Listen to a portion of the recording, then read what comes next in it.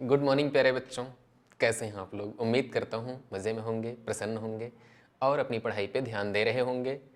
देखिए, मैं हमेशा यही चाहता हूँ कि पढ़ाई आपकी खुशनुमा माहौल में हो। आप हमेशा खुश रहें तो आपकी कार्य करने की क्षमता बढ़ जाती है, ठीक है, आपकी इफ़िशियंसी बढ़ जाती है। तो खुशी के मौके जीवन में तलाश करने चाहिए, यही जीवन है प्यारे बच्चों। कल हम लोगों ने बात की थी रीजनिंग में सिटिंग अरेंजमेंट के बारे में।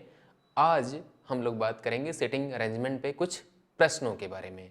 तो उन प्रश्नों को हम लोग देखते हैं। पहला सवाल आपकी स्क्रीन पे ये रहा। कॉलेज पार्टी में 5 लड़कियां एक पंक्ति में बैठी हैं। पी एम के बाईं ओर और ओ के दाईं ओर बैठी है। आर एन के दाईं ओर परंतु ओ के बाईं ओर बैठी है। बीच में कौन बैठी है? देखते हैं इस सवाल को। क्या है ये सवाल प्यारे बच्चों? कॉलेज की एक पार्टी है, उस पार्टी में 5 लड़कियां बैठी हुई हैं। किस तरह से बैठी हुई हैं? इस तरह से बैठी हैं कि सबका चेहरा एक ही दिशा में हो या किसी विशेष खास दिशा में हो। अब पी एम के बाईं ओर, एम को अगर यहाँ बिठा देते हैं तो पी कहाँ बैठेगी? एम के बाईं तरफ। और ओ के दाहिनी ओर बैठी है। अगर ओ यहाँ पे बैठ जाती है तो ओ के दाहिनी तरफ पी हो जाएगी। अगली बात, आर एन के दाईं ओर परंतु ओ के बाईं ओर बैठी है। ओ के बाईं ओर कौन है? इस बात को ध्यान दीजिए। आर एन के दाईं ओर परंतु ओ के बाईं ओर बैठी है, अर्थात यहाँ पे आर को बिठाने की जरूरत है और यहाँ पे एन। अब ठीक है मामला। पूछा गया है बीच में कौन बैठी है, तो बीच में कौन है? ओ। ओ कहाँ पे है? Option number A. टिक मार दिया जाए पहले ऑप्शन पे। आगे चलें। देखिए, एक पेड़ पर 5 पक्षी बैठे हैं। कबूतर तोते के दाईं ओर है, गौरैया तोते से ऊपर है, कौवा कबूतर से अगला है, सारस कौवा से नीचे है। कौन सा पक्षी बीच में है? देखते हैं कौन बीच में है। एक पेड़ पर 5 पक्षी बैठे हैं और कहा जा रहा है कबूतर तोते के दाहिनी ओर है।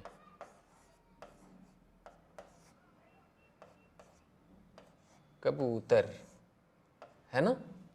कबूतर कहाँ बैठा है? तोते से दाहिनी ओर। और तोता कहाँ बैठेगा? यहाँ। अब तोते के दाहिनी तरफ कबूतर को बिठा दीजिए। फिर कहा जा रहा है गौरैया तोते से ऊपर है।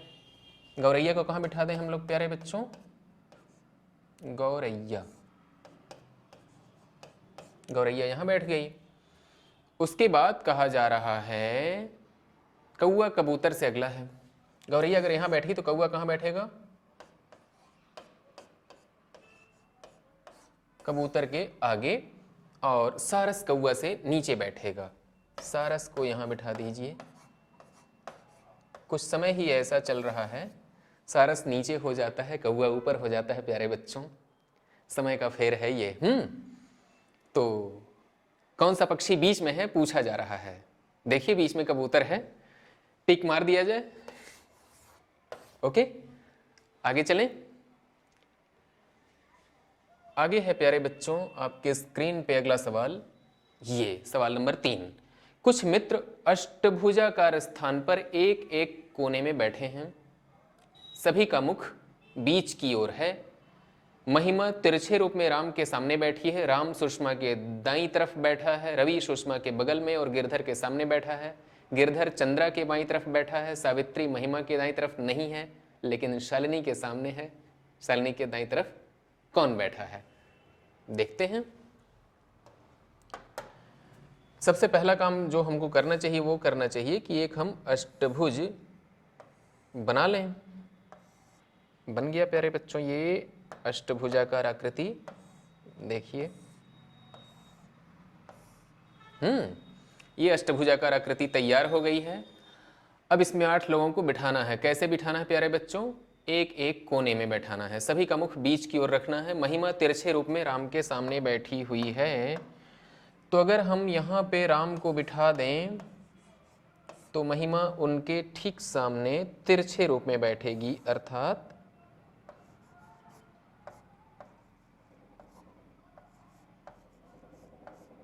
ये महिमा। ठीक, राम सुषमा के दाईं तरफ बैठा है।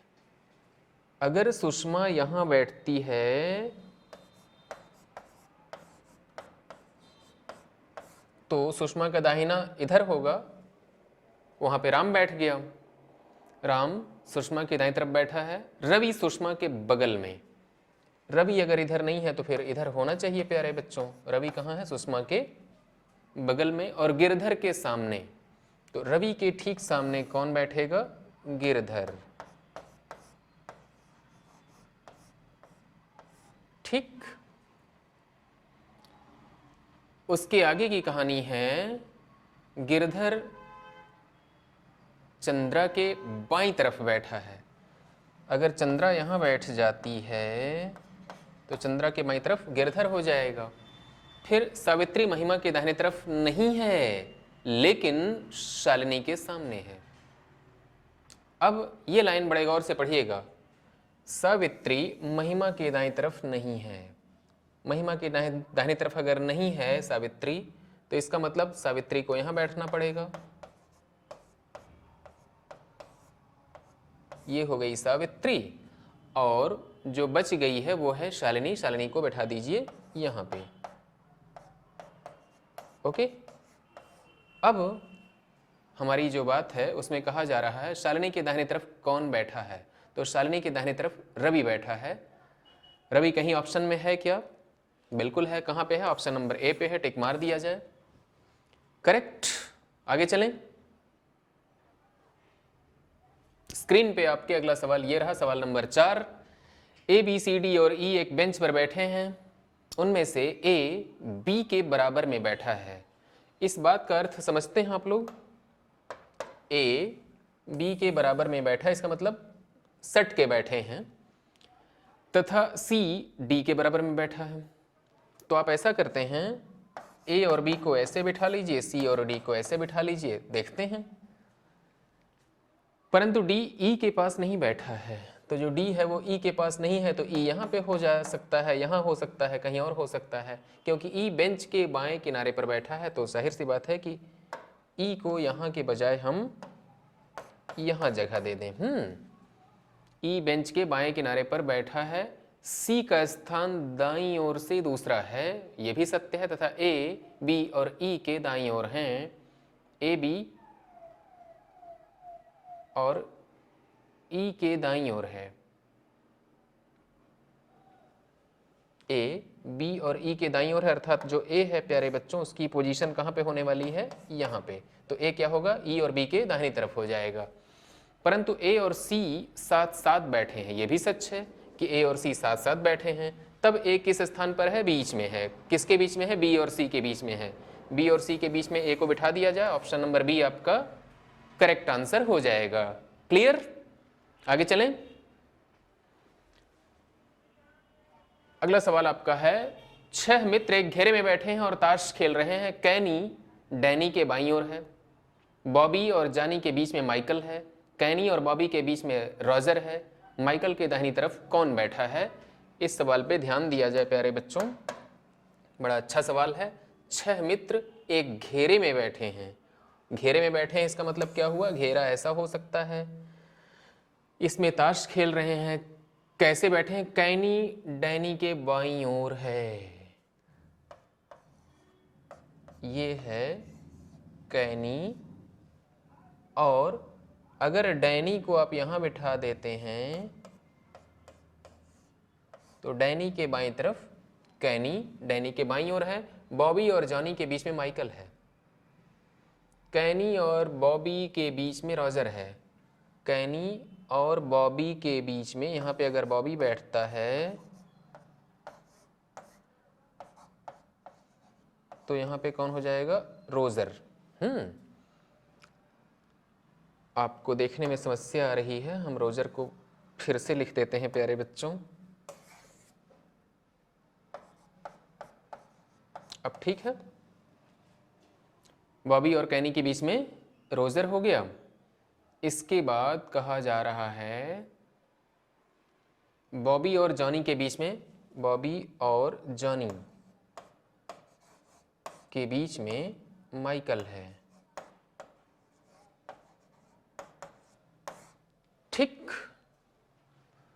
सवाल को एक बार दोबारा पढ़ लिया जाए। 6 मित्र एक घेरे में बैठे हैं, ताश खेल रहे हैं। कैनी डैनी के बाईं ओर है। कैनी डैनी के बाईं ओर है, सत्य है। बॉबी और जॉनी के बीच में माइकल है। बॉबी और जॉनी के बीच में माइकल हो गया। कैनी और बॉबी के बीच में रॉजर है। कैनी और बॉबी के बीच में रॉजर है। माइकल के दाहिनी ओर कौन बैठा है? तो माइकल के दाहिनी ओर बॉबी है। बॉबी कहाँ पे है? ऑप्शन में डी पे है। टिक मार दीजिए, डी आपका करेक्ट आंसर हो जाएगा प्यारे बच्चों। आगे चलें। कहा जा रहा है 5 भिन्न भिन्न रंगों की बसें दक्षिण दिशा की ओर मुंह करके एक पंक्ति में खड़ी हैं। उनमें काली बस लाल बस के ठीक दाहिनी ओर खड़ी है। हम थोड़ी देर के लिए ऐसा मान लेते हैं प्यारे बच्चों, कैसा मान लिया जाए कि ये दक्षिण इधर होता है।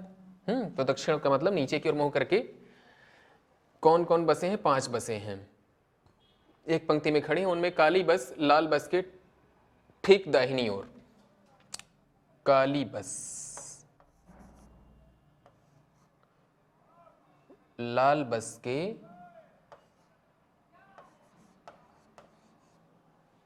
ठीक दाहिनी ओर खड़ी है। हरी बस नीली और पीली के बीच में खड़ी है। हरी बस नीली और पीली के बीच में खड़ी तथा पीली बस काली और हरी के बीच में है। काली और हरी के बीच में कौन हो गया प्यारे बच्चों? पीली बस काली और हरी के बीच में है। यहां पे लिख लीजिएगा येलो, ठीक है। उसके बाद कहा जा रहा है हरी बस नीली और पीली के बीच में है। हरी बस नीली और पीली के, यहां पे हो जाएगा प्यारे बच्चों ब्लू। तो ब्लू को हम क्या लिख दें? यहां पे बी ई लिख देते हैं। और ये क्या था आपके सामने? ब्लैक। अब देखिए 5 बसों का सीरियल लग गया। कहा जा रहा है बिल्कुल बीच में किस रंग की बस है? बिल्कुल बीच में येलो है प्यारे बच्चों। येलो मतलब पीली। पीली कहां पे है? आपके सामने ऑप्शन नंबर ए पे है। टिक मार दीजिए। आगे चलें। Question number 7। ए से ई तक 5 विभिन्न मकान एक पंक्ति में बने हैं। ए बी के दाहिनी तरफ है। गौर से देखिएगा, ए बी के दाहिनी तरफ है। अगर बी यहां है तो ए उसके दाहिने हो जाएगा। ई सी के बाईं ओर तथा ए के दाईं ओर है। ए के दाईं ओर ई है और सी के बाईं ओर है। साथ ही बी डी के दाईं ओर है। अब कहा जा रहा है बिल्कुल बीच में कौन सा मकान है? बिल्कुल बीच में ए है। ए कहां पे है? ऑप्शन नंबर बी पे है। टिक लगा दिया जाए। आगे चलें। आगे है आपके पास सवाल नंबर 8। 6 व्यक्ति A B C D E F एक कतार में खड़े हैं। सी और डी एक दूसरे के सन्निकट ई के बगल में खड़े हैं। तो ई के बगल में सी और डी खड़े हैं। यहां भी हो सकते हैं और यहां भी हो सकते हैं। आगे पता चलेगा कि कहां पे हैं वो। बी केवल ए के बगल में ही खड़ा है। बी केवल ए के बगल में ही खड़ा है। अगर बी यहां कर दें और ए को यहां कर दें तो बात बन जाएगी। ए का एफ से चौथा स्थान है। वाह! ए का एफ से चौथा स्थान है तो हो सकता है कि सी और डी इधर हो जाएं। ठीक है।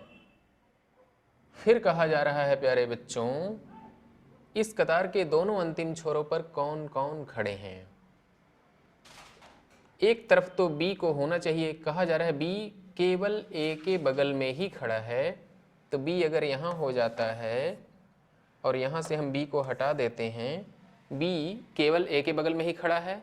ए का एफ से चौथा स्थान है। अगर हम एफ को यहाँ पे अरेंज कर देते हैं तो 1 2 3 4 चौथा स्थान किसका हो गया? ए का। सवाल को दोबारा रिपीट कर लिया जाए।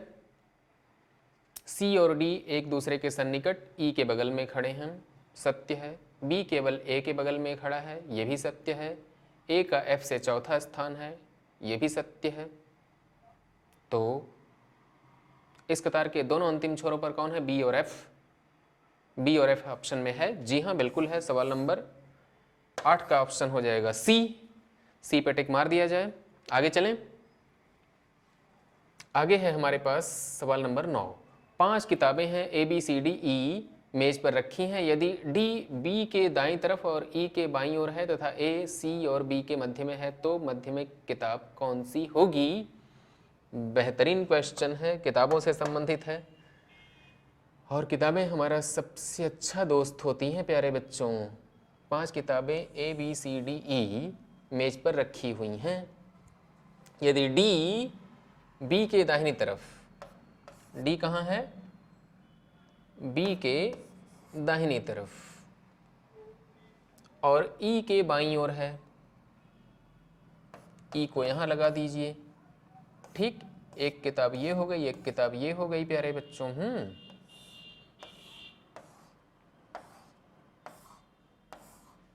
इसके बाद क्या कहा जा रहा है? ए सी और बी के बीच में है, तो अगर सी यहाँ पे होगा तो आपकी ये बात भी क्या हो जाएगी? कंप्लीट हो जाएगी। ठीक है, ध्यान से देखिएगा प्यारे बच्चों।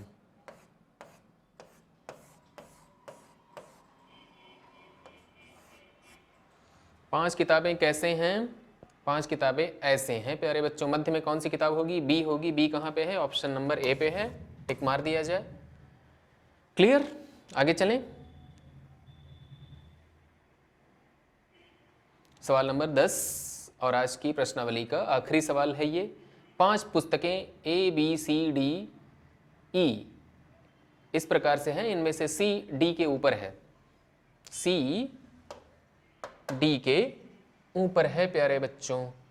तो अगर हम 5 किताबों को ऐसे अरेंज कर लें, 1 2 3 4 5,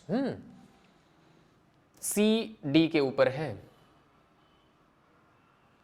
सी को कहीं भी रख लीजिए थोड़ी देर के लिए। सी कहाँ है? डी के ऊपर है, मान लीजिए, ऐसे रख लेते हैं। ई ए के नीचे है। ई कहाँ है? ए के नीचे, इधर भी हो सकते हैं। तथा डी ए के ऊपर है। डी अगर ए के ऊपर है प्यारे बच्चों तो ए को यहाँ होना चाहिए, ई को यहाँ होना चाहिए, और यहाँ से हम इनको हटा लें। ठीक है, तो कहानी क्या हो जाएगी? ऐसी हो जाएगी कहानी। ठीक है, अब हमसे कहा जा रहा है बी ई के नीचे है। बी कहाँ है? ई के नीचे है। वाह, हमको एक फिर से चित्र बनाने की जरूरत पड़ रही है। तो सबसे नीचे बी को लिखिए, उसके बाद ई को लिखिए, उसके बाद ए को लिखिए, ए के बाद डी को लिखिए और डी के बाद सी को लिखिए, और ये सवाल हल हो गया। कहा जा रहा है 5 पुस्तकें ए बी सी डी इस प्रकार से हैं। किस प्रकार से हैं प्यारे बच्चों? देखिए, इस प्रकार से हैं कि इनमें सी डी के ऊपर है, तो सी डी के ऊपर है। ई ए के नीचे है, ई ए के नीचे है, और उसके बाद कहा जा रहा है डी ए के ऊपर है, डी ए के ऊपर है। फिर बी ई से नीचे है, बी ई के नीचे है। सबसे नीचे वाली पुस्तक कौन सी है? तो बी है प्यारे बच्चों। बी कहाँ पे है? ये ऑप्शन नंबर बी पे टिक मार दिया जाए। क्लियर? आगे चलें। मैंने कहा था कि ये सवाल नंबर 10 आज के एक्सरसाइज का आखिरी सवाल होगा, तो यहीं पे अपनी बात को हम लोग ख़त्म करते हैं। कल एक नई बात शुरू करेंगे प्यारे बच्चों हम लोग। कल मुलाकात होगी, तब तक के लिए आज्ञा दीजिए। नमस्कार।